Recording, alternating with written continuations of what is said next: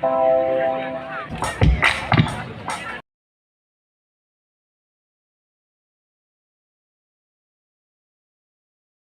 ke Safari Ramadan, kita kembali hadir untuk masyarakat Kabupaten Bone, dan disinilah kita berada, kita bersama-sama menikmati enaknya kuliner Kabupaten Bone yang diberikan oleh pemuda-pemuda Kabupaten Bone.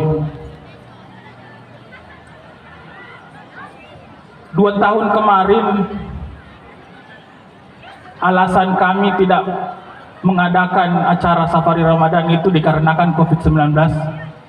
Pemerintah daerah mengapresiasi semua masyarakat, semua kelompok maupun semua manajemen yang ingin melaksanakan kegiatan-kegiatan ekonomi sekarang ini. Namun pun demikian, pemerintah memberikan kelonggaran dan kesempatan, tapi satu pesan, tetap jaga protokol kesehatan. Kenapa? Karena pandemi belum berakhir. Kita khawatirkan Bone yang sudah melandai COVID-nya jangan sampai kita larut dan terlena sehingga kembali lagi meningkat.